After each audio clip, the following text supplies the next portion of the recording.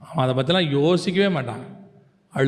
இப்போ என்ன, இப்போது நான் தான் உன்னை 10 வருஷமாக பார்க்குறேனே அப்போ அவனே கேட்குறான், என்ன இன்றைக்கி நீ அழுவல, இதுக்கெல்லாம் நீ அழுதுருக்கணுமே இந்நேரம். அவன் பழக்கப்பட்டான். அதனால் நம்மளுடைய அழுகைக்கு மனுஷன் ஒருவேளை என்ன செய்ய மாட்டான், செவி சாய்க்க மாட்டான். அவன் கூட அதில் ஈவிரக்கெல்லாம் போயிடுவான். ஆனால் உண்மையாய் நாம் தேவ சமூகத்தில் விண்ணப்பத்தை அழுகையோடு கூட ஏறெடுக்கும் பொழுது தேவனாகிய கர்த்தரால் நம்மை தாண்டி போகவே முடியாது. நாம் கேட்குற ஜெபத்திற்கு பதில் தந்து விட்டுத்தான் போவார். அவர் என்ன நடந்தாலும் சரி, அவர் பதில் தராமல் போகவே மாட்டார். இந்த 3 இன்சிடெண்ட் அதுக்கு ஒரு நல்ல உதாரணம். 1 மரியாளுடைய ஜெபம், அழுகையோடு கூட செய்கிற ஜெபம்.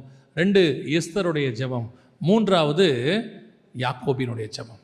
இந்த ஜெபம் கண்ணீரோடு கூட அவர்கள் செய்யும் போது ராஜா தேவன் அவர்களுடைய விண்ணப்பத்திற்கு செவி சாய்க்கிறவராய் காணப்படுகிறார்.